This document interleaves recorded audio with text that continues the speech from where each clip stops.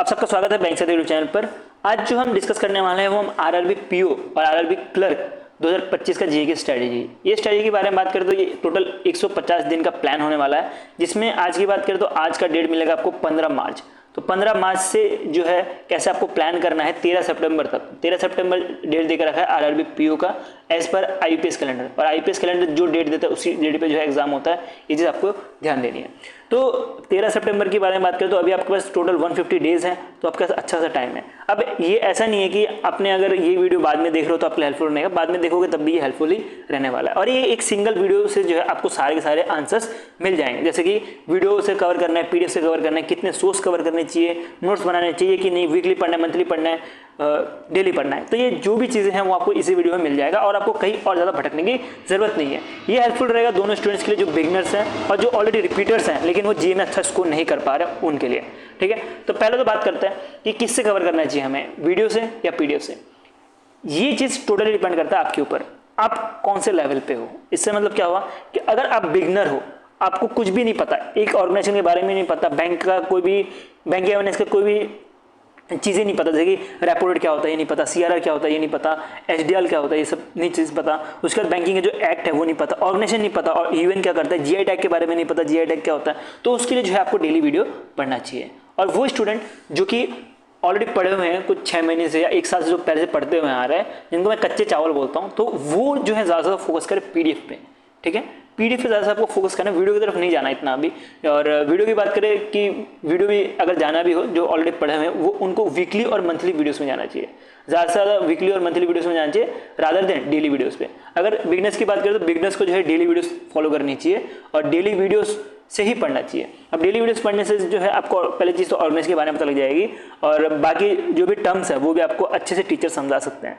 मेरी बात करूं तो मैं आपको डेली प्रोवाइड नहीं करता, क्योंकि मेरे जो स्टूडेंट्स हैं ज़्यादा से ज़्यादा ऑलरेडी कच्चे चावल है, जो ऑलरेडी तैयारी कर चुके हैं, तो उनके लिए मैं आप वीकली और मंथली प्रोवाइड करता हूँ। बाकी अगर आप उनमें से जो डेली भी पढ़ना चाहते हो तो आप कमेंट लिख देना, मैं आप कोशिश करूँगा डेली भी जो है आपको जल्दी जल्दी प्रोवाइड कर दूँ।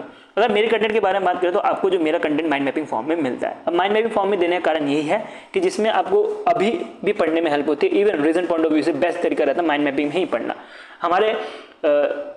हमारे बात करते हैं, जो अभी रिसेंटली जो एसबीआई क्लर्क का एग्जाम हुआ था, वहाँ से हमारे यहाँ से 30+ जो है क्वेश्चंस आए थे, शिफ्ट 2 को छोड़ के, जो 10 तारीख का जो शिफ्ट 2 था उसको छोड़ के, बाकी जो शिफ्ट थे उसमें जो है 30+ जो है क्वेश्चंस आए थे।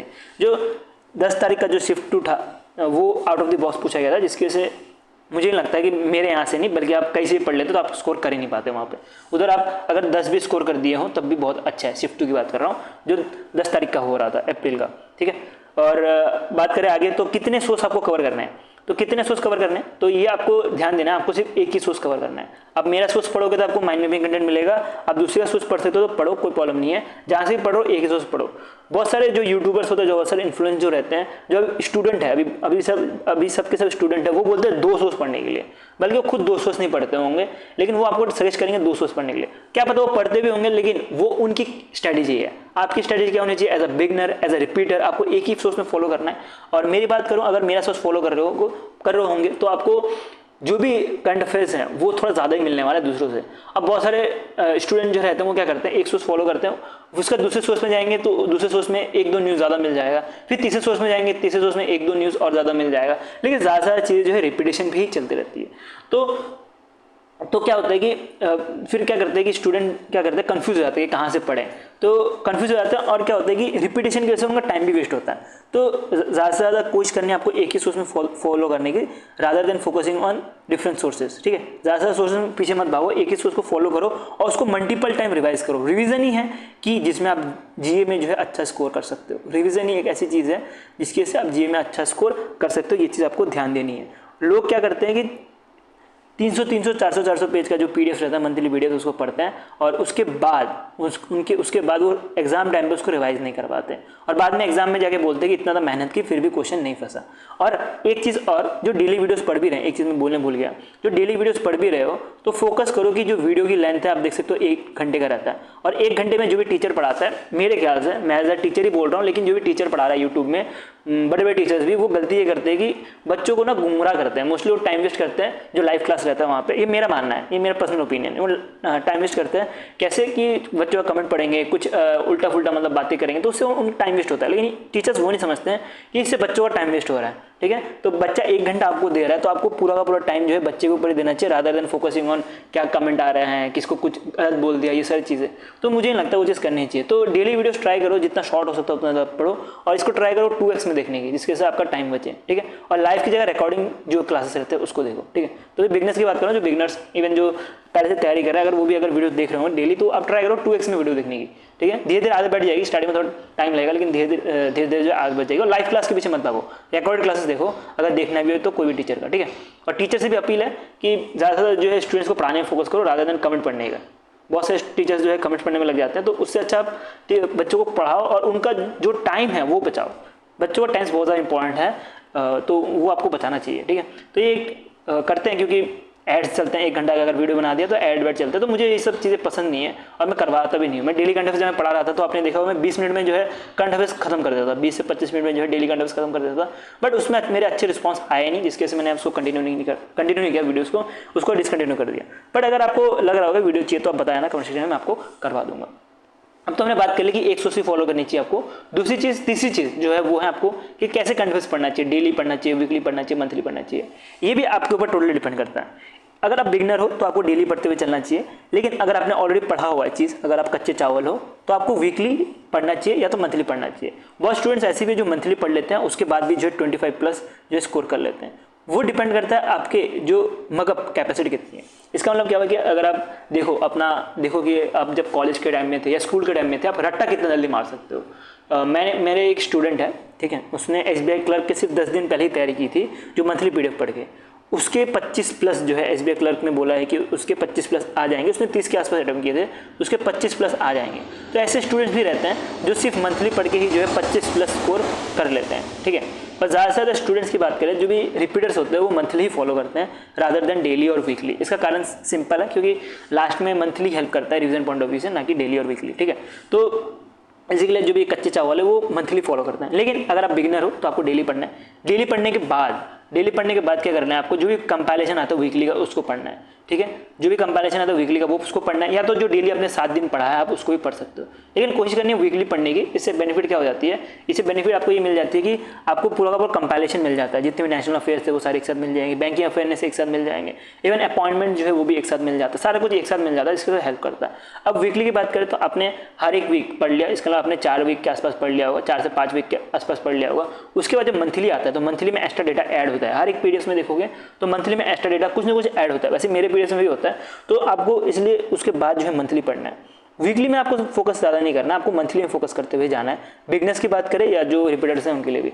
क्योंकि अगर बात करें आपका एग्जाम जो है 6 महीने बाद होगा, तो आप वीकली पढ़ोगे तो वीकली अगर 6 महीने में भी अगर आप 1 महीने में 4 वीकली मानते हो तो टोटल 24 वीकली PDF आपको बार बार खोल के जो रिवाइज करनी पड़ेगी, जो कि बहुत ज़्यादा मुश्किल पड़ जाता है लास्ट में जाके। अगर बात करें मंथली की तो मंथली में जो है पूरा कंपाइलेशन रहता है और हेल्प करता है कि चीज़ें बहुत जल्दी जल्दी ग्रैब करने के लिए। तो ये हेल्पफुल रहता है कि आपको 6 मंथली पढ़ना है, उससे जो है आपके एग्जाम में क्वेश्चन आने वाले, ठीक है। तो ये आपको समझ आ गया होगा कि इसको डेली पढ़ना है, डेली उसको पढ़ना है। जो बिगिनर्स है जो पहले से पढ़ते हुए आ रहे हैं उनको वीकली में भी फोकस करना है, ठीक है। वीकली पढ़ते हुए जाओ और लास्ट में जाके जो है मंथली पढ़ो, ठीक है।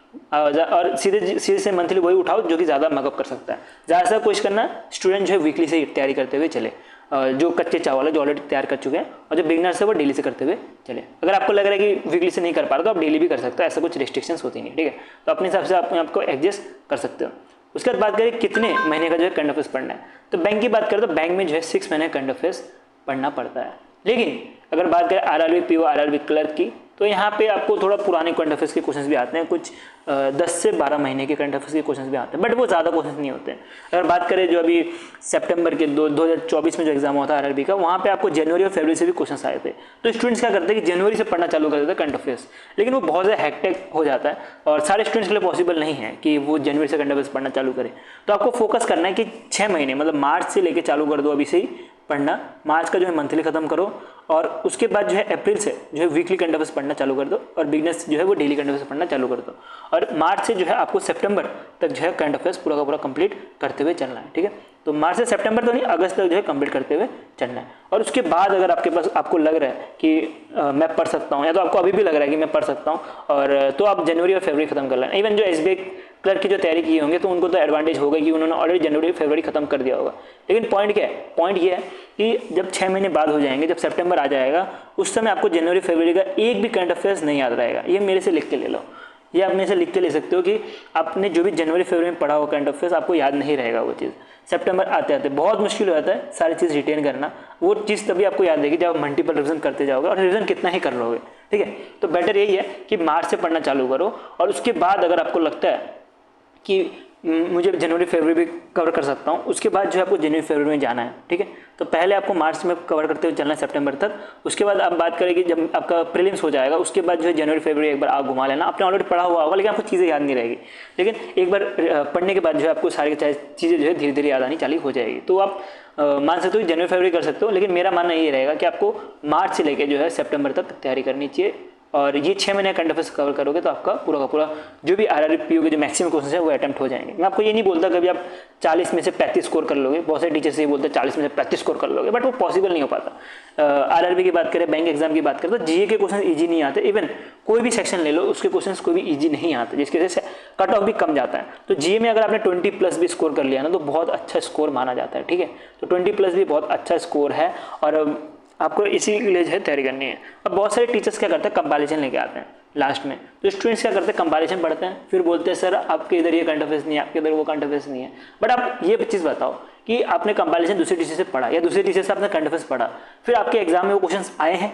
मेरे को ये चीज़ बताना, जो भी मेरे जो पुराने जो सब्सक्राइबर्स हैं मैं उनको वही पूछ रहा हूँ, आपको वही क्वेश्चन मिलेंगे जो मेरे पीडीएफ में ऑलरेडी हैं। आपको कोई बाहर से क्वेश्चन पढ़ने की कोई ज़रूरत नहीं है। अगर आप पढ़ भी रहे तो सही है, आपको उसको अलग से नोट्स बना के रख लेना है। और अगर एग्जाम में आता है फिर मेरे को बताओ कि सर ये एग्जाम में आया है, आपने पढ़ाया नहीं है, उसके बाद मेरे को बताओ, बट उससे पहले मत बताओ। और हाँ, एक दो चीज़ ये भी है कि हमारे यहाँ से भी 1-2 क्वेश्चन छूट सकते हैं। ऐसा नहीं है कि हम भी कुछ गारंटी बोल सकते हैं हम सब कुछ कवर करवाते चलते हैं। वैसे मैं चाहूँ तो कवर करवाने के लिए मैं भी आपको 400 पेज का जो है पीडीएफ दे सकता हूँ, और बोलूँगा कि मेरे यहाँ से ये क्वेश्चन आया, वहाँ से ये क्वेश्चन है, बट वो मुझे लगता है वो प्रैक्टिकली पॉसिबल नहीं है हर एक स्टूडेंट्स के लिए। उसके लिए जो मंथली पीडीएफ मिलता है आपको 100 पेज के आसपास ही मिलता है। हम ट्राई करते हैं जितना कंसाइन कर सकते हैं उसको कंसाइन भी किया जाता है, ठीक है। तो इसलिए मैं बोल रहा हूँ कि आपको एक ही चीज़ फॉलो करनी है और ज़्यादा भटकने की ज़रूरत नहीं है। इवन बात करें कि मंथ के बारे में से बात की, तो आप क्या करते हो, कभी कभी एक साइड से 2 महीना कहीं और से पढ़ लिया पीडीएफ, 2 महीने कहीं और से पीडीएफ पढ़ लिया, तो ये भी एक गलत चीज़ होती है, ठीक है। तो इसको भी आपको फॉलो नहीं करना है, आपको एक ही चीज़ फॉलो करना है और उसको मल्टीपल टाइम रिवाइज करना है। रिविजन ही है जो कि आपका जीए में जो है सक्सेस है, ठीक है। तो ये चीज़ आपको ध्यान देनी है कि आपको रिविजन मल्टीपल करते हुए जाना है। और कैसे रिविजन करना है उसके बारे में थोड़ा बात करने में भूल गया, मैं आपको बता देता हूँ। इसको तो मैंने ऐसे रिविजन फ्रीक्वेंसी बाद में रखी हुई है, पर कोई बात नहीं, मैं आपको पहले बताता हूँ। आप अगर डेली पढ़ रहे हो तो जैसे आपने 8 बजे डेली करंट अफेयर्स पढ़ा, ठीक है। मेरे पीडीएफ 10 बजे आते हैं, 10 बजे लाने का कारण यही है कि पिछला वाला जो करंट अफेयर्स है डेली का वो आप कवर कर पाओ, उसके लिए पैसे लेके आता हूँ। तो आपने मान लेते हैं कि आप डेली करंट अफेयर्स कवर करते जा रहे हो, तो 8 बजे सुबह के 8 बजे जो है आपको पिछला वाला जो डेली करंट अफेयर्स पढ़ा है उसको पढ़ना है, ठीक है। ठीक है, पिछला वाला जो डेली करंट अफेयर्स पढ़ा है, मतलब मान लीजिए आज 15 तारीख है तो 15 तारीख से पहले जो 14 तारीख वाला करंट अफेयर्स है, 13 तारीख वाला करंट अफेयर्स है, उसके पहले जो भी उससे पहले जो वीकली करंट अफेयर्स है उसको नहीं छूना है। लेकिन जैसे मेरे जो वीकली करंट अफेयर्स अभी आए हैं वो 8 से लेकर 12 तक आए हैं, तो इसको नहीं छूना। लेकिन बात करें कि 13-14 तारीख के जो करंट अफेयर्स है उसको पहले रिवाइज करना है, उसके बाद जो है 15 तारीख का करंट अफेयर्स पढ़ना है। वैसे अगर 16 तारीख की बात करें, 16 तारीख में आपको 13, 14, 15 का रिवाइज करना है, उसके बाद आपको 16 तारीख करंट अफेयर्स पढ़ना है। तो ऐसे करते हुए आपको डेली में चलना है। और वीकली की बात करें जब वीक एंड आ जाएगा, ठीक है, अगर संडे की बात करें, संडे की बात करें, या तो कोई टीचर्स ने अगर मान लीजिए आप मैथ्स के टीचर कैसे पढ़ रहे हो, अगर उन्होंने ऑफ ले लिया तो उस केस में आपको जो वीकली करंट अफेयर्स है उसको कवर करना है, जो पिछला वीक है उसको ही कवर करना है, उसका जो अभी वाला जो वीकली करंट अफेयर्स दिया जाएगा आपको उसको ही कवर करते हुए चलना है, ठीक है। तो ये वीकली की बात कर ली। अब आप मंथली की रिविजन के बारे में बात करें तो कोई ना कोई मंथ ऐसे ही आएगा जिसमें आपको पढ़ने का मन नहीं करेगा, मैथ्स, इंग्लिश या तो रीजनिंग, उस समय आप मंथली उठा लेना, कोई भी डेट सेट करना और उसमें मंथली उठा लेना। और मंथली आपको ज़्यादा से ज़्यादा 2 से 3 दिन में प्रॉपर खत्म कर दोगे, बिकॉज आपने ऑलरेडी सारी चीज़ें पढ़ के रखी होंगी। इवन कोई स्टूडेंट तो एक दिन में ही खत्म कर देंगे। तो इसीलिए मैं बोल रहा हूँ कि आपको जो है डेली पढ़ना है, उसके बाद वीकली पढ़ना है, उसके बाद मंथली पढ़ना है, इस सीक्वेंस में पढ़ते हुए चलना है। अगर कोई पर्सन डेली नहीं पढ़ना चाहता वो डायरेक्टली वीकली भी रिवाइज कर सकता है, वीकली फॉर्म में भी रिवाइज कर सकता है। अब सबसे बड़ा क्वेश्चन ये उठता है मन में कि हमें नोट्स बनाना चाहिए कि नहीं। यार ये सबसे बड़ा फेलियर है स्टूडेंट्स के लिए कि वो जो है नोट्स बनाने के लिए निकल जाते हैं जीए का।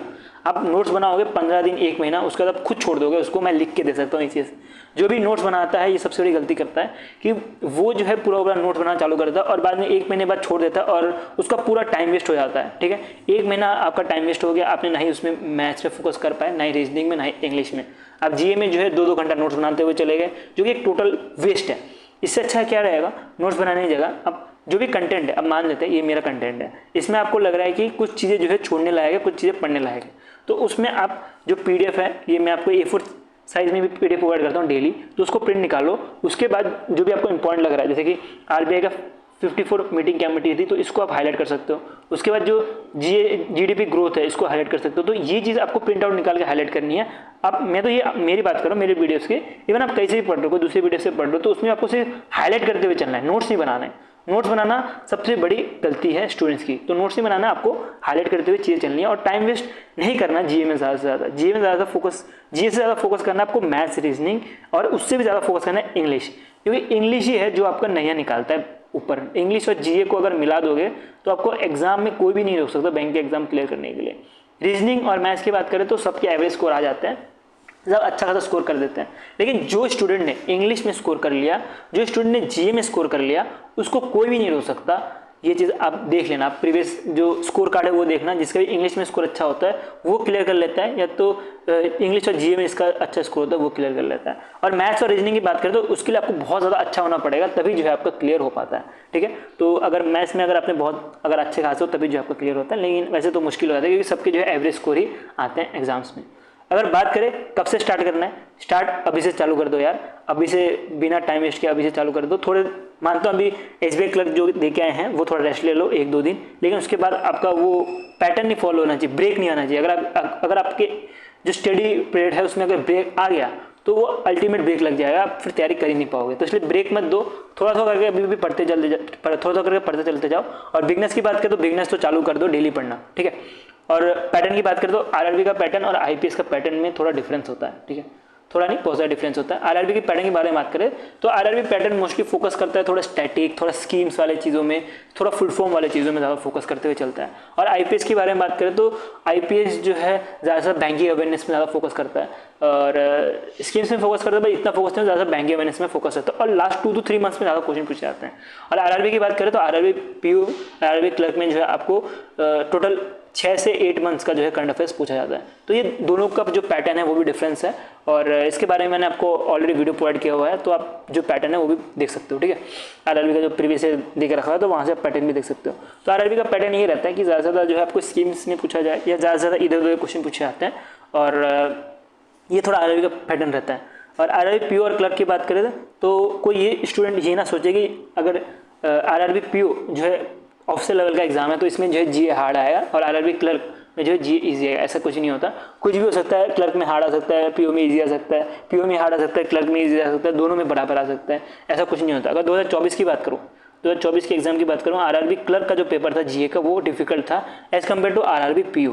तो ये चीज़ आपको पता होनी चाहिए कि जो क्लर्क का एग्जाम है या पीओ का एग्जाम है कुछ डिफरेंस नहीं होता। आप देखोगे सिर्फ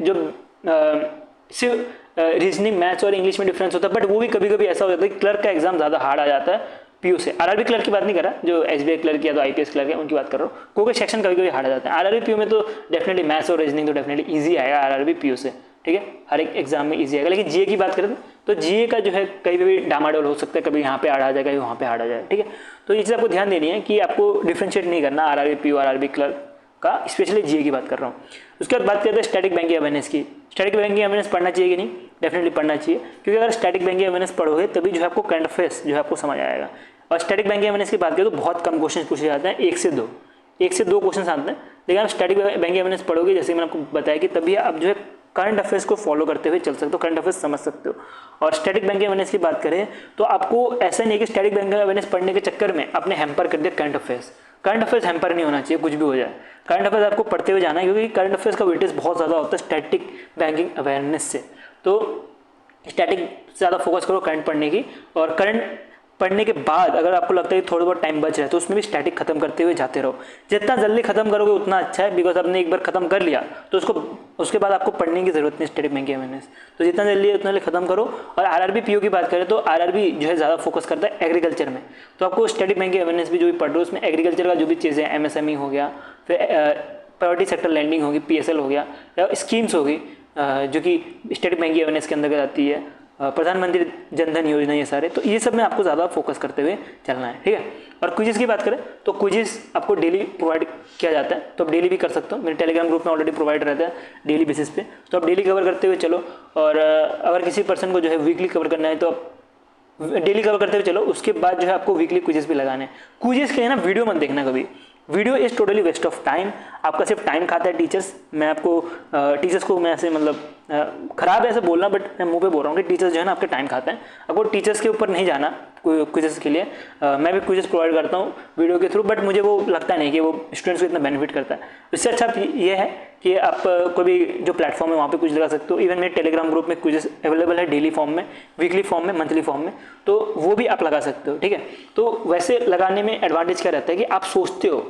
वीडियो देखने में प्रॉब्लम क्या होती है कि आप सोचते थोड़ा हो, उसका टीचर एक्सप्लेन करता है फिर भूल जाते हो। लेकिन आप जब सही में क्विज लगाते हो, जब आप सोचते हो 5 ऑप्शन सामने हैं, उसमें कौन सा सही होना है, उसके बाद आपका दिमाग चलता है कि ये सही हो सकता है, ये सही हो सकता है, अरे हाँ ये सही हो सकता है कि मैंने ये पढ़ा हुआ है। तो वो जब दिमाग जो आपका चलता है ना, उसी में जो है आपकी अच्छे से प्रैक्टिस हो जाती है। उसी में आपको समझ आता है कि मैंने क्या छोड़ा है, मुझे क्या पढ़ना है, और ये सब चीज़ तभी समझ आती है तो खुद से अटेम्प्ट करते हो क्विज़, ठीक है। तो क्विज़ की बात करें तो मैंने टेलीग्राम ग्रुप में ऑलरेडी अवेलेबल है डेली फॉर्म में, तो मैं आपको ऑलरेडी बताया ये चीज़। और क्विज़ लगाना बहुत ज़रूरी है, पहले डेली लगाते जाओ। उसके बाद अगर आपको लग रहा है कि डेली हो चुका है, मैं वीकली लगाऊंगा, तो आप वीकली लगाते जाओ। क्योंकि जो हमारा वीकली पीडीएफ आता है, क्यूएनए पीडीएफ आता है, वो आपको थोड़ा स्टेटमेंट वाइज मिलता है, तो वो देने का कारण है थोड़ा डिफिकल्ट लेवल बढ़ाया जाए, क्योंकि एग्जाम में अगर डिफिकल्ट क्वेश्चन आया तब भी आप उसको कर पाओ। तो क्विज़ लगाना बहुत ज़रूरी है, और सिर्फ रीजन करने से कुछ नहीं हो, क्विज़ भी लगाते हुए ही चलना है। नेक्स्ट चलता है डेटा। डेटा कैसे आपको याद रखना है। अब डेटा याद रखना बहुत मुश्किल होता है। डेटा में क्या क्या आती है, जैसे जीडीपी प्रेडिक्शन हो गया, फिर जीएसटी के बारे में बात करें, जीएसटी भी आता है डेटा में ही, उसका डब्ल्यूपीआई हो गया, सीपीआई हो गया, तो ये सारे जो है डेटा के ऊपर आता है। यूपीआई ट्रांजेक्शन्स हो गए, ये सारे डेटा के ऊपर आती है। और जो मेरे पीडीएफ मिल रहे थे अब तक, उसमें आपने देखा होगा कि मैं आपको जीएसटी ये सब नहीं प्रोवाइड करता हूँ। इसका सिंपल रीज़न है कि इसमें क्वेश्चन पूछे ही नहीं जाते, लेकिन स्टूडेंट का बहुत सारा कमेंट आता है कि सर जीएसटी जो है वो कवर करा दीजिए, डब्ल्यूपीआई कवर करवा दीजिए, ये सारी चीज़ें कवर करवा दीजिए। बट आप एग्जाम में बताओ कितने क्वेश्चन पूछे गए एसबीआई क्लर्क के, इवन पिछले एग्जाम से उठा के देख लो कितने क्वेश्चन पूछे गए कि यूपीआई ट्रांजेक्शन कितने हुए थे। ये सब क्वेश्चन तभी पूछे जाते हैं जब यूपीआई ट्रांजेक्शन सबसे ज़्यादा हुआ हो, ठीक है। यूपीआई ट्रांजेक्शन सबसे ज़्यादा हो तब पूछा जा सकता है, या तो डब्ल्यूपीआई में कुछ चेंजेस हो गए हो, कुछ ज़्यादा ड्रास्टिकली जो है डिक्रीज कर गया हो या इंक्रीज कर गया हो, तभी पूछा जाता है। तो डेटा पॉइंट्स जो भी रहते हैं इसको आपको लास्ट में कवर करना है। अभी से कवर करते हुए चलोगे वैल्यू भूल जाओगे एग्जाम तक। तो जब एग्जाम आता है, जो भी कंपाइलेशन दी जाती है हमारी तरफ से, वहाँ से पढ़ सकते हो, या तो जो कंपाइलेशन दूसरे प्लेटफॉर्म्स देते हैं वहाँ से भी पढ़ सकते हो। तो डेटा वाले जो भी चीज़ें होती है ना, उसको लास्ट में खत्म करना है। अगर सितंबर की बात करें, सितंबर में एग्जाम है, तो अगस्त के सेकेंड वीक में जो भी डेटा वाली चीज़ें उसको खत्म करो एक बार में ही। और उसको कैसे खत्म करना है, आपको लिख लिख के खत्म करना है। लिख लिख के करोगे तभी जो है चीज़ें याद रहेगी, ठीक है। तो उसको लिख लिख के खत्म करना है, ये चीज़ आपको ध्यान देना है, ठीक है। तो जो भी चीज़ें थी, जो भी एग्जाम का पैटर्न है आरआरबी का, वो मैंने आपको सब कुछ समझा दिया है। कैसे तैयारी करनी है मैंने आपको वो भी समझा दिया है, किसको कैसे तैयारी करनी चाहिए मैंने आपको वो भी समझा दिया है, ठीक है। और बात करें आरआरबी पीओ की, तो आरआरबी पीओ में ज़्यादा से ज़्यादा जो है फोकस ज़्यादा स्कीम्स और बाकी चीज़ों में होता है। बैंकिंग में भी रहता है, लेकिन बैंकिंग में इतना फोकस नहीं रहता जितना आईपीएस का रहता है। आईपीएस क्लर्क और आईपीएस पीओ की बारे में बात करें तो उनका ज़्यादा रहता है। तो इसी हिसाब से भी आपको तैयारी करनी है। और ये पत्थर की लकीर मत समझ लेना कि मैं स्कीम के बारे में बात कर रहा हूँ तो स्कीम नहीं आएगा, क्योंकि बैंकिंग एग्जाम्स में जो है चेंजेस करती रहते हैं जो एग्जामिनर हैं वो, तो क्या पता इस साल जो है चेंज हो जाए। बट ज़्यादा से ज़्यादा अगर देखें तो पिछले साल के हिसाब से भी देखें, जो भी आरआरबी का पैटर्न है उस हिसाब से देखें तो जाए तो बैंकिंग के ज़्यादा जो अपॉइंटमेंट है ये सब में ज़्यादा फोकस किया जाता है, स्कीम्स में ज़्यादा फोकस किया जाता है, अवार्ड में ज़्यादा फोकस किया जाता है। अवार्ड में भी डिफरेंट तरह से जो है पूछ लिया जाता है कि ये अवार्ड में कितना रुपये दिया गया, प्राइज में, ये सारी चीज़ें पूछ लिए जाते हैं। तो ये सारी चीज़ें जो है आपको समझ आ गई होगी जो मैं आपको बताना चाह रहा हूँ, और आपके जो भी क्वेश्चंस थे वो यहाँ से क्लियर हो गए होंगे क्या क्या कैसे तैयारी करनी है। तो मैं होप करता हूँ जो मैंने आपको समझा आपको समझ आया। और अगर वीडियो अच्छा लगा तो लाइक कर देना, और अगर आपको कंटेंट चाहिए माइंड मैपिंग में तो आप टेलीग्राम ग्रुप ज्वाइन कर सकते हो, लिंक इन द डिस्क्रिप्शन। अभी के लिए मिलते रहते हैं। Thank you watching this video.